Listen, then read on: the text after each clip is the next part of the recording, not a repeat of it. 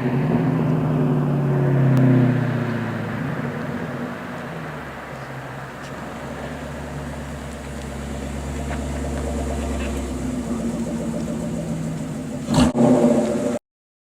first time I saw this 2004 Torch Red Mustang Mach 1 was in 2007 with Danny Johnson. We were cruising around town in his white '01 GT, and this car was sitting for sale at a car lot.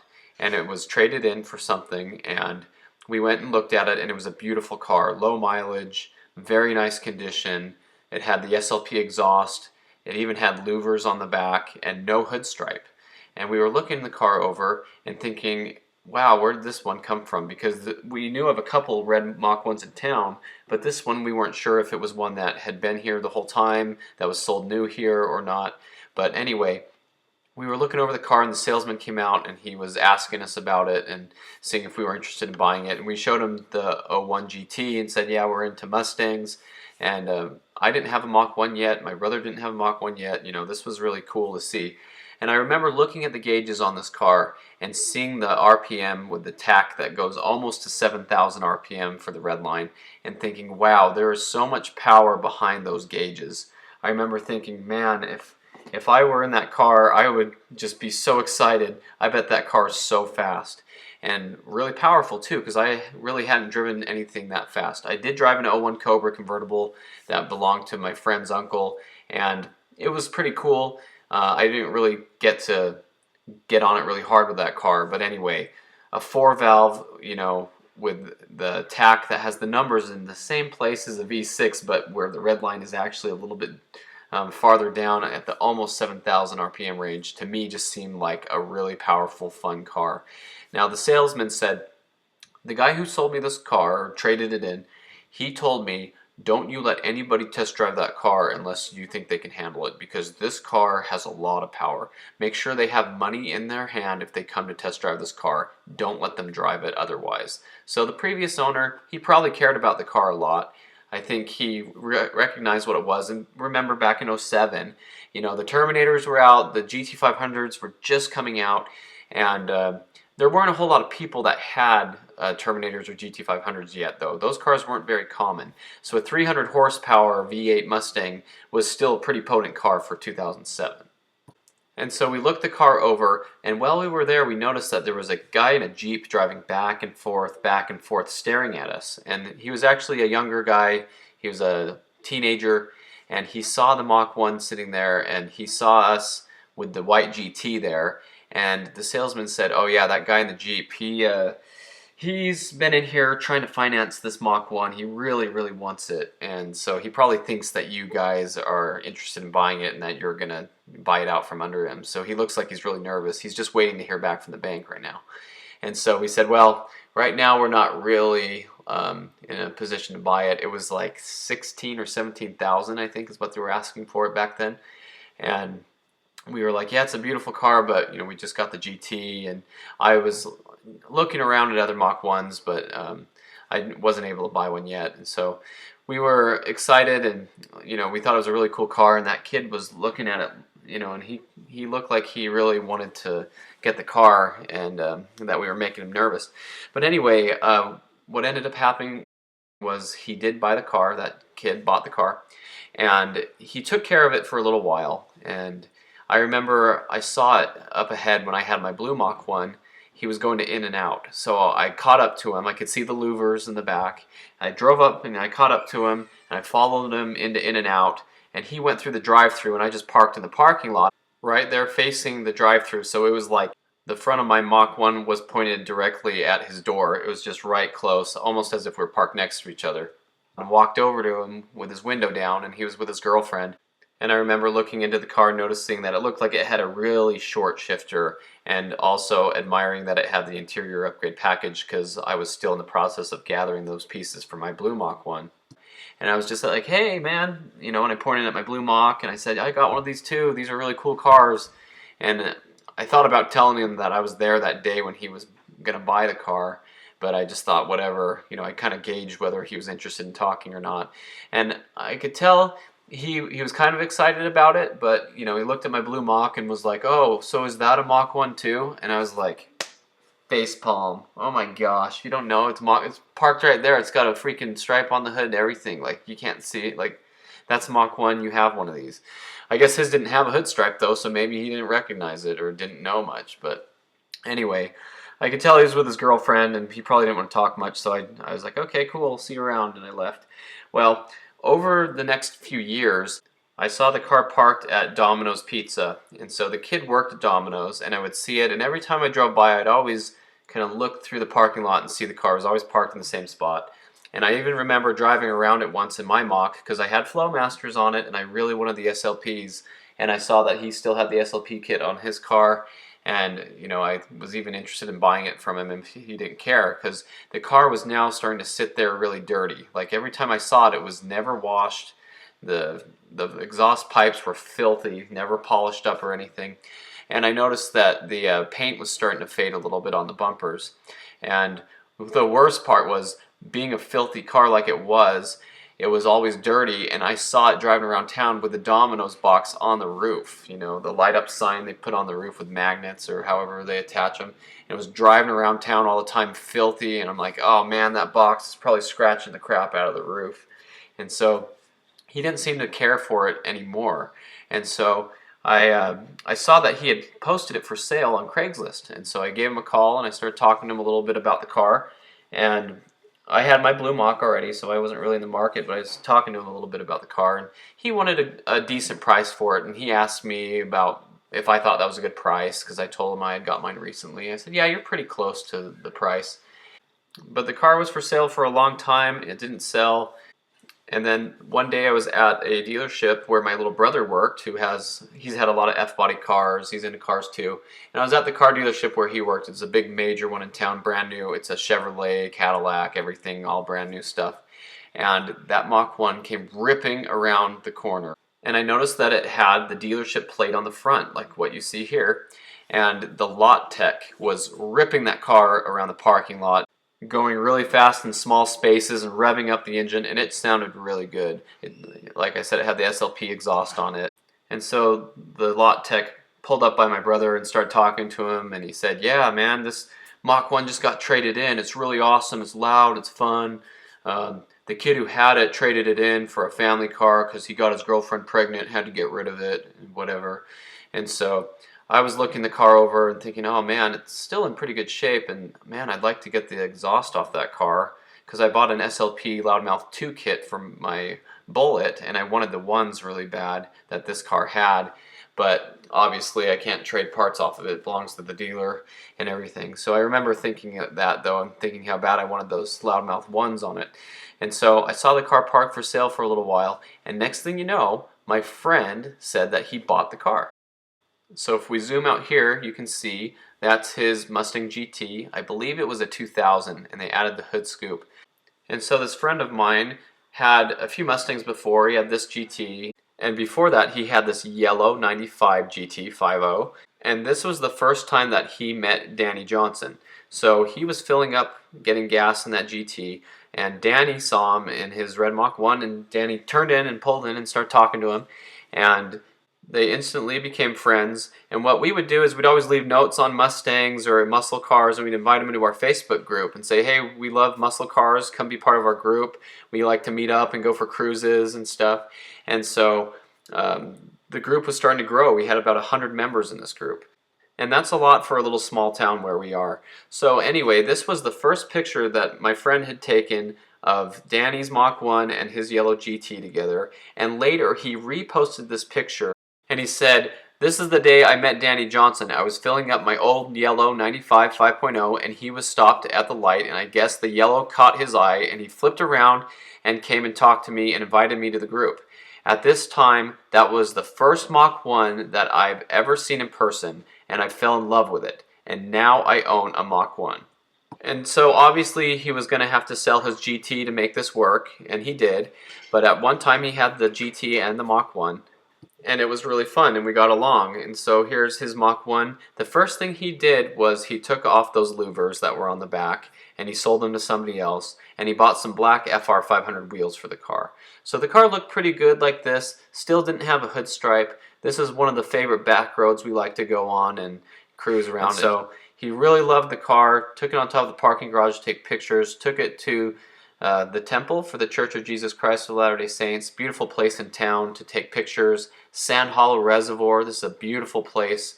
And he would switch the wheels around, you know, sometimes if he was going to go on a trip.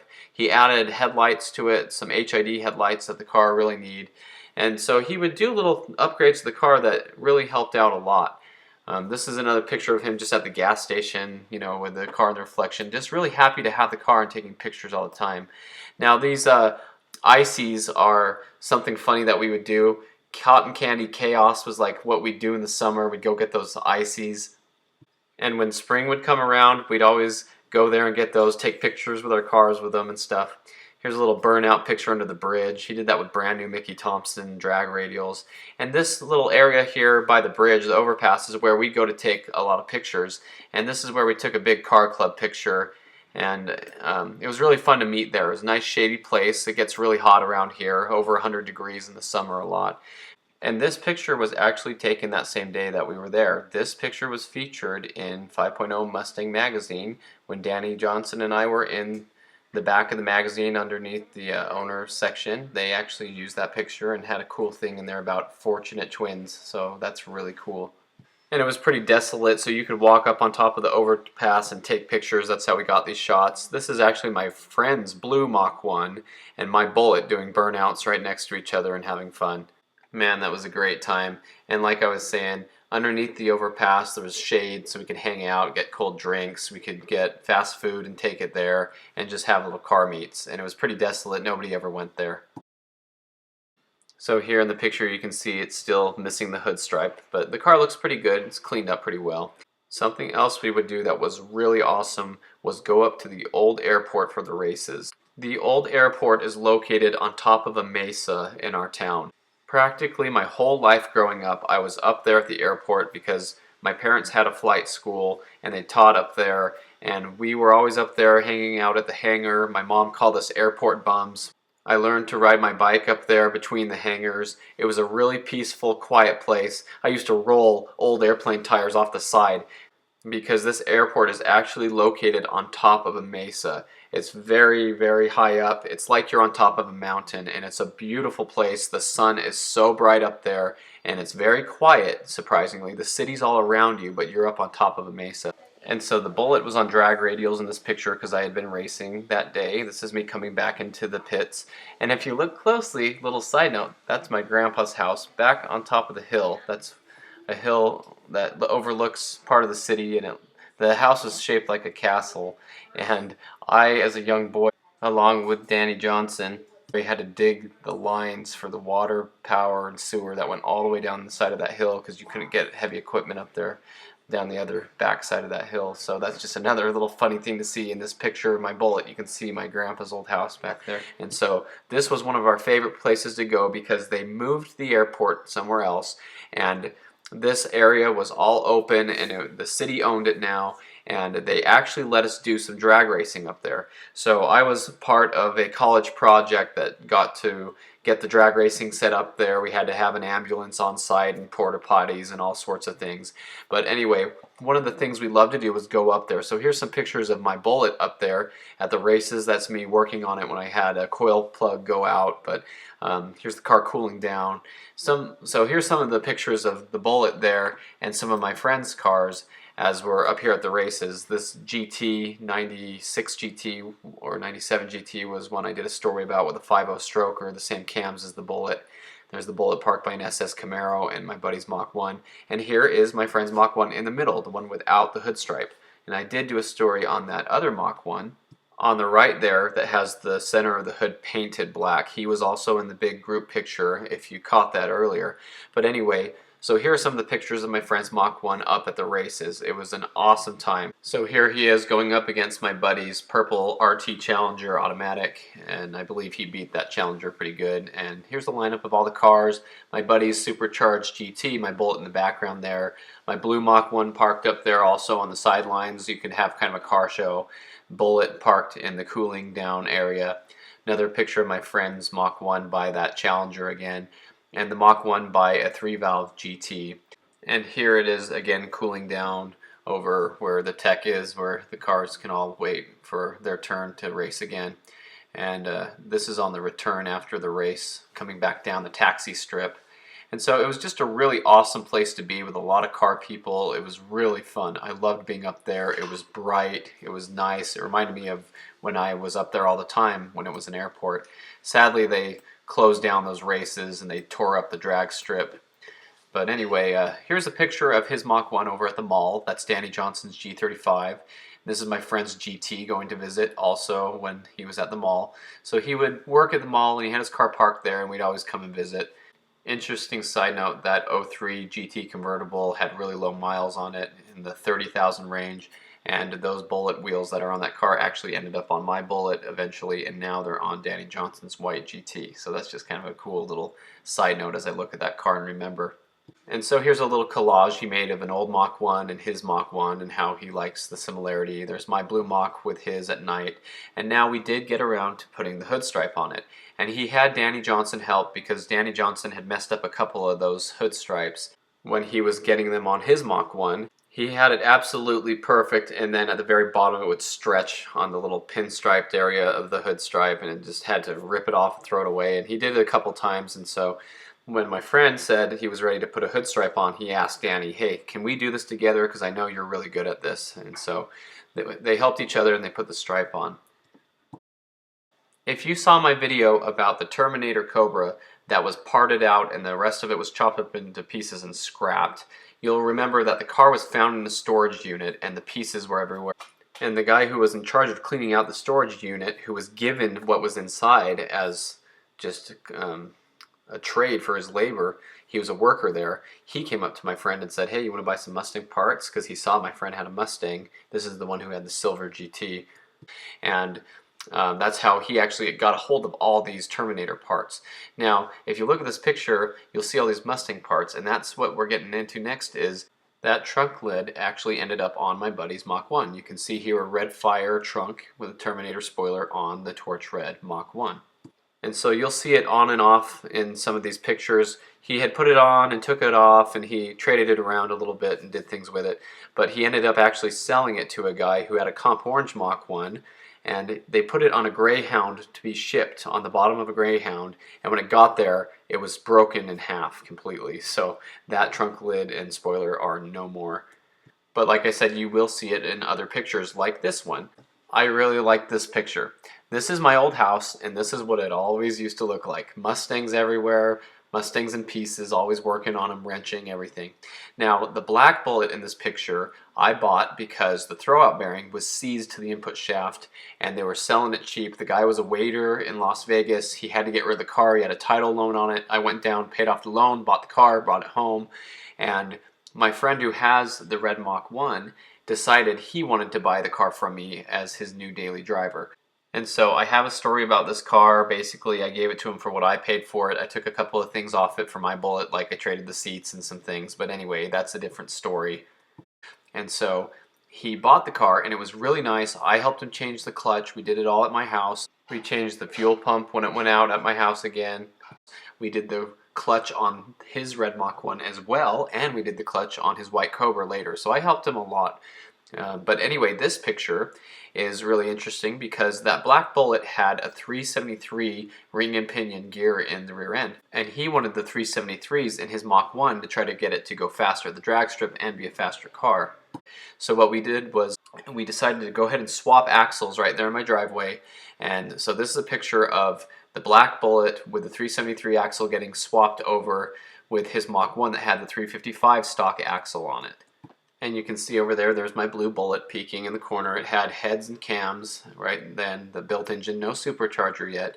But we would go out and race the Mach 1 and the Bullet because my built engine heads cam 410 axle Bullet was really quick with the Mach 1. It was actually faster than the Mach 1, but he went and traded to the 373 axle, and we'd go out and race and have an amazing time. This picture is me having so much fun. I was totally in it for the fun. I didn't care win or lose.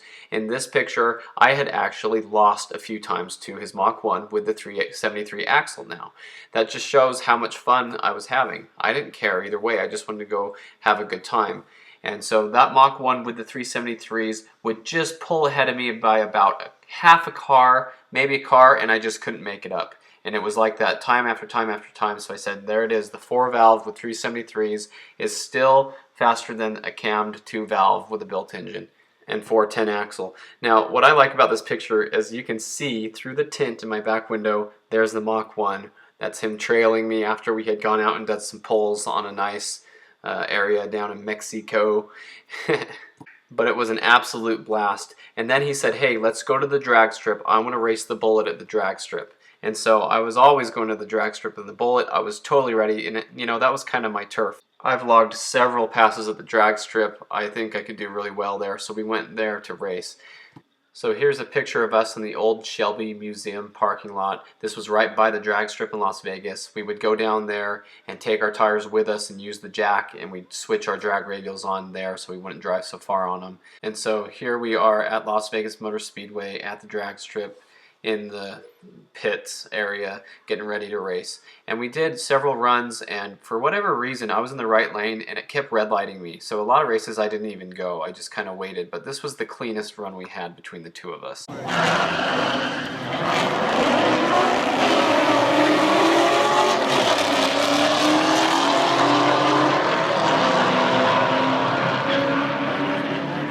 Hashtag driver mod for sure. The Bullet did a great job. So anyway, more cruising around in our 2 Mach 1s. This was a really cool meetup where my friend with a Trans Am and a Challenger would meet up with us and we'd all hang out. And all the other cars that were in our group, depending on who would come, we didn't all get together all the time, but this was a really cool picture. We get camp chairs and just hang out together. There's my buddy's white 98 Cobra there, the Mach 1 and the Bullet again. And here we are with the blue Mach 1 and his. You can see his white Cobra that he got later. And so the 3 Mach 1s there, that's actually his Mach 1 on the far end, my cousin's Mach 1 in the middle that I've done some stories about and some updates on, and then my blue Mach 1. And a lot more cruising. This is getting together to go on a cruise and have some fun. The Bullet and the Mach 1 at night, going to a gas station, having fun. This is another mall picture where he was parked at the mall and we had my Lexus size 300 and I would just stop by to say hi. That was my wife's car, but we'd take it out places, and if we went to the mall, we'd park by his car. I thought this was really funny. This is a picture he posted, and he said, "Posting up with the squad," and he had a Jazzy next to his Mach 1 and a GTO as if they're all buddies hanging out. I really thought that was funny. More night cruising, going to car lots and looking at cars, and again, cotton candy chaos, icy, having fun, going for cruises. And summer he would take his Mach 1 and I would take my Bullet here, I would take my cars here. It was a fun drive to Lake Powell. Lake Powell is a beautiful lake in Arizona and Utah, and it is one of the most beautiful places in the world. And this little ghost town is on the way. It's off the highway. This is actually a fake ghost town, but it's like a tourist attraction. But I have pictures of my Bullet there. He took pictures when he was there. It's a good place to take pictures on your way. And so he would go to Lake Powell. So here's his Mach 1 at Lake Powell. And it was just a fun place to go for a drive on a nice desert highway. And here we are on another car cruise. This is one of our favorite new highways around that goes through the desert and around the lake. And so here you can see our cars lined up. That's Danny Johnson's Mach 1 behind his Mach 1, the Trans Am, my blue Mach 1. And here we are at this Walmart parking lot that's brand new, and it's out that way. So it's a really nice place to go meet. Brand new parking lot, get some snacks and treats, get all of our cars together, and just go on a nice cruise through the desert. It was just really fun. And here we are again getting some more cotton candy chaos ices. And another night picture at my house. You can see us all there doing something. The cars on jack stands. Mustangs everywhere the way. It's just so fun to be that way. Another cruise with some more Mustangs in the back roads. My blue Mach 1 and his at a gas station. This is another gas station shot with my Cobra and that silver GT I've talked about. Danny Johnson's yellow Cobra, the Trans Am, Buddy's Z06. This was awesome. These were the good times. We had so much fun just cruising around together at night. We had a lot of cars to do this with. Here's his Mach 1 where he worked at another strip mall where they had a tour bus that would come a lot, and it was funny that they would park right next to his Mach 1 and it would make him upset. And here's a picture of him next to a Supra that was in town. The guy worked at a bank. And Danny Johnson's driveway with Danny Johnson's red Mach 1. And I really like this picture. This is in and out. All the import cars would meet there. We'd go with our muscle cars, and they wouldn't treat us very well. And we would talk sometimes, but he was a little more social with them, and he was more their age. I think he even knew them in high school or something, so he knew them better. So he kind of got along better with them. And one night he went out by himself, and he met up with all these guys, and they wanted to race. And so he went out, and he had his drag radials on, and he whooped them all. So that's really cool for a Mach 1 to beat up on these cars, especially from a dig. And I'd say there was some driver mod in there, of course, because these are all fast cars. But it was really good to see him beat on these cars, and then they didn't want to race us anymore.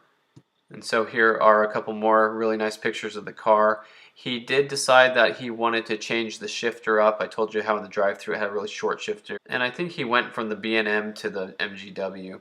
And another thing he did with the car was he cut the springs on it to lower the suspension on it. And that's something that he would do with the Bullet and his White Cobra later on the road. And so he did like to make the car look good with a good stance, and a lot of people do that with the Mach 1s. Some people put them on bags, they lower them and stuff, but it looked really good for what it was. It didn't ride very good anymore, but it was a lot lower now, and so it looked good. So here's another picture over at my house. You can see my orange Cobra and blue Mach in the garage, and my blue Bolt in the driveway, and then our Mach 1s together again. This is where we would meet up with friends a lot. So here's a really nice picture of my Mach 1 and of our Mach 1s together, and my cousin's Bullet, I believe, is the other one in that picture. So front shot of his car, my friend's black 2013 Coyote, and the Bullet Mach 1 Trans Am, and the Challenger. So this was a really fun place to hang out. That's where we would sit in camp chairs and enjoy. So he'd just take lots of pictures if he had really cool cars to park next to in, the Walmart parking lot or whatever. And then more pictures at my house when he'd come over to do little things. And this was this picture here that reminded me of our friendship at the time. And it says the best friends to have are those who want nothing from you but your company. And I can see all these guys working on their cars and having a nice cold drink and hanging out, and that's what we had. So here he is again over at my house doing an oil change or something. We just had a lot of fun together. And so here is a little bit of Snow Canyon Park, which is a really nice state park here nearby.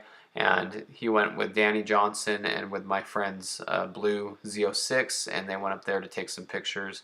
So I just thought I'd share some of these really cool pictures. You can see the red rock in the background and the white rock and the lava rock, and it's just a very, very nice place to go and cruise. It's very close, and so we'd go there a lot and hang out with all of our cars. So here's some more pictures of that.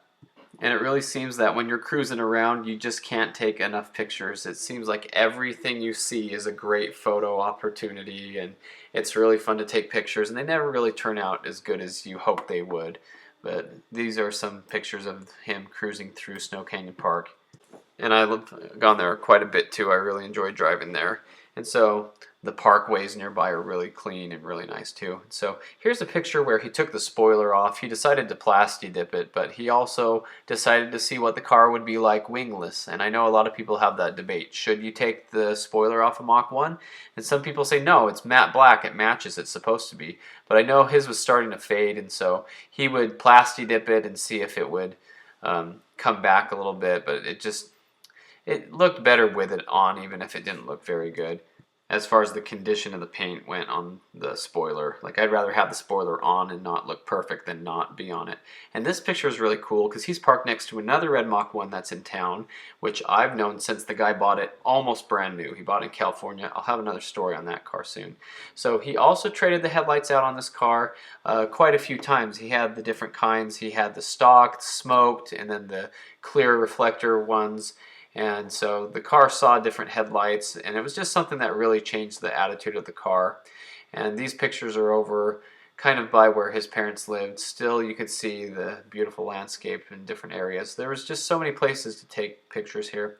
He kept the car under a cover at his house. He did the best he could with it. But these are some more pictures of him doing the photo shoot where we hang out at that overpass.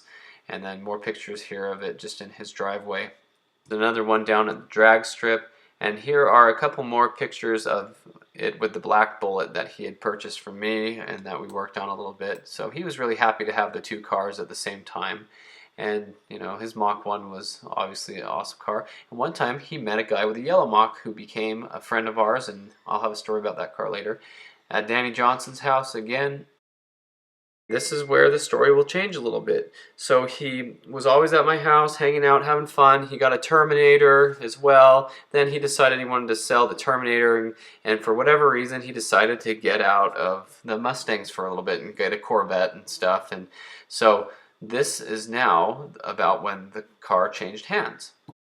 So he wanted a truck, and you know, he changed, and he was rolling the debt into different cars, and he was trying to sell the Mach 1, but he just couldn't sell it himself. He owed a lot on it. Whatever the case was, he just got impatient, went down to the dealership where he had bought it, and he traded it in for a Z71 truck. And when he did that, the dealership took the car in, but they saw that it didn't have cats on it anymore, catalytic converters. The check engine light was on, and the big dealership here in town like that, usually if they get a car that has any issues or check engine light or any problem, accident history, they'll send it straight to auction, or they'll dealer trade it to other little smaller dealers in town where they could probably have a better time selling it because they're not held to such a high standard as these guys. So the car did go to a little used car lot, and I would drive by and I would see it there, and I was like, oh man. And I didn't have my red Mach 1 daily driver yet, so of course I was looking at it and thinking, man, I really want this Mach 1 to be my new daily driver. It's such a good car. I had done the clutch in it and a bunch of things in it, and it was just a nice car. But I watched it, and it just sat there for a long time. It would get rained on, it would get dirty, and I would see it every night, you know, when I drive to work. And eventually, somebody ended up coming up from Las Vegas and buying it. And the person who came up and bought it was the girlfriend who had a 95 GT. I think it was an SN95 GT. Maybe it was a 96, 98. And her boyfriend had a comp orange Terminator, and they're pretty well known on Instagram. And anyway, at the time they were a couple, and they decided it would be cool to come up and get this Mach 1. So they did, and they drove up here and they got it. And this is the girl's brother, has a blue 5.0, and the first thing they did was they took the car down and got a dyno tune so they could turn off the check engine light and get things straightened out on it because it didn't have the catalytic converters and all that. And I was commenting on the Instagram saying, hey, I didn't know you're down there. That's where I got my bullet dynoed. And they were saying, hey, when you come back down, you should meet up with us. So it was kind of cool. But anyway, so now you'll see some pictures of the car in her possession. And she took very good care of the car. And she got it for a pretty good deal. I think the dealership was realizing that it was hard to sell. And so there's the tail lights blacked out. And she had this car for a little while. And what's funny is you see it here with the Celine wheels and everything, the blacked out tail lights. When I saw my Mach 1, my red one, for sale for the first time, it was in Vegas, and it had saline wheels and blacked out taillights. And so these are the pictures of my Mach 1 right when I brought it home, my red '04. So it's the same year, torch red, taillights, saline wheels. I thought it was the same car for a little bit until I talked to the owner and figured out it wasn't the same car. And I did take mine, get the right wheels for it, and I made it look like what my opinion of perfection of what a Mach 1 should look like. So here's back to the car we're talking about. See how similar it looked? But anyway, it was a really nice looking car, and she took really good care of it. You know, it had the hood stripe on it and everything. But these are pictures of it down there in Las Vegas. She changed the wheels out a couple of times. She plasti dipped the Celine wheels and, you know, gave it kind of more of a blacked out look. It's a real Vegas look. You know, it seems like all the cars there have dark tinted windows and blacked out wheels and tail lights and everything. And so here are some of the parking garage pictures of the car when she had it. So I got to follow the car on Instagram and say, oh look, there it is. She even got personalized plates that said Mach Me on them in Nevada. But it was nice to watch that car continue with nice owners and someone who was going to take care of it. You can see the comp orange Cobra peeking in the background of some of these pictures. There it is again. And those are kind of CCW style wheels and big wide tires in the back. It looked really good. So it was nice to see the car in good hands, and the owner was really good to it. And there were some really interesting things that went on with this car. She was in Vegas with it for a little while, and then she went down to Texas where she had moved down there with her boyfriend to do some things, and it didn't work out, and she ended up coming back up to Las Vegas again. And so there's pictures of the car everywhere with different wheels and different personalized license plates. And this one has the Nevada plates on it. It's a really cool picture of the car. But she had personalized plates in Texas, and there was no hood stripe anymore. She had taken the hood stripe off. I don't know what the reason was. Maybe the other owner hadn't done it right or something, or it was starting to peel off. But she had the hood stripe off, and we're kind of like, hey, you need to put that back on. It looks so much better with the stripe. And she eventually did, but something that was really interesting about what happened to the car in Texas, it was one of those moments where you're watching the car on Instagram, and the next thing you know, she has this picture of the car. It was a really weird picture. Looks like it was taken out of a window looking out in a parking lot, but you can see the Mach 1 is submerged in water up to the floor pan. So I guess there was a flood there, and the parking lot where she was keeping the car was in a kind of a down spot, and the car got flooded. And in this picture, it's kind of hard to tell what this is, but on the left is the front of the driver's seat, and it's pushed forward. You can see the latch at the bottom there, and the floorboard there has the carpet with a chunk of it cut out. So I think they cut the carpet, they cut a square out of the carpet and saw that it was full of water. So it didn't get the ECU from what I understand. It just flooded the car and the carpet and the base of it. And I don't know if the car got a title issue from this, a salvage title or flood damage or anything. But it was really hard to see that beautiful Mach 1 that she was taking care of, taking it to the car wash, cleaning it up, enjoying and everything. It was hard to see it like that and wonder what the fate of the car was going to be. And so next thing you know, you see pictures of her driving the car around. So it's like, oh, okay, well, the car must be fine then.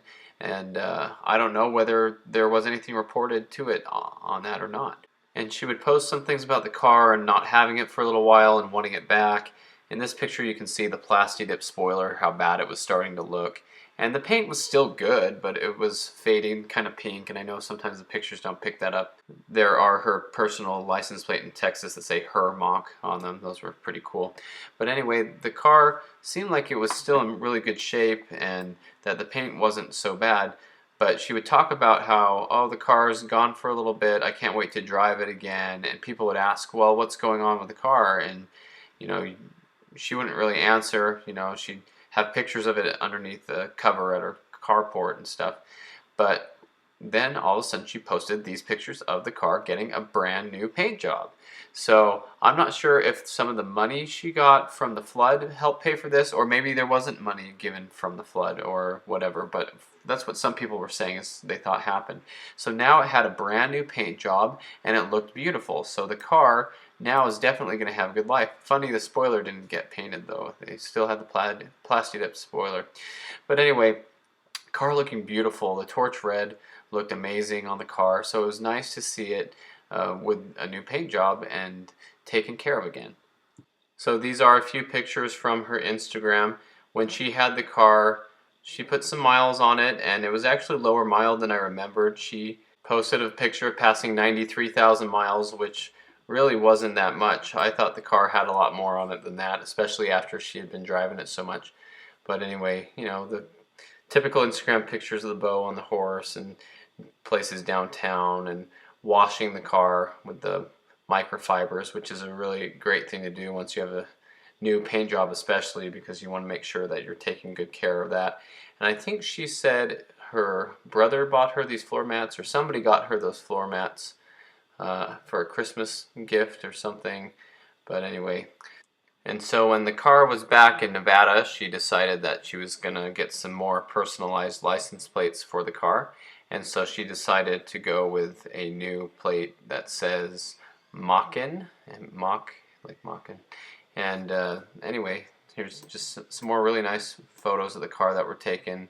These are very nice pictures. These are very photogenic. The car looks really good on those wheels. I prefer the Mach 1 wheels and the hood stripe and everything, but for being like this, you know, that's fine. And when it got repainted, obviously it didn't have the stripe on it. It was pretty cool that with the CCW style wheels, you had the Mach 1 lettering in the middle. That looked pretty good. I like that attention to detail. But anyway, as the car was back in Vegas, she was putting more miles on it, and the steering wheel was kind of getting a little bit worn on the top, I noticed. And I think it was like that when my friend had it, but the miles cracked 100,000, which still is pretty low for '04 Mustang. So definitely not low mileage, but not really high either. But as you can tell, this car is special to me. I had seen it since 2007, and it was my friend's car. I rode in it. I've driven the car. I had fun in it. I raced against it. I did a lot with this car, so it's really cool to see it in good shape. Now, I don't know where it is now. She sold the car. She had a growing family, and I don't know what happened to the car. So if you own this car, or if you know who owns it, put it in the comments. I'd be happy to know. It's really cool to know where these cars end up. Hopefully it's in good shape somewhere. But anyway, I'll leave you with a couple of sound clips of the car. So I hope you enjoyed this story. Remember to subscribe to the channel if you're not already on here with us, and stay tuned for more of these Mustang stories.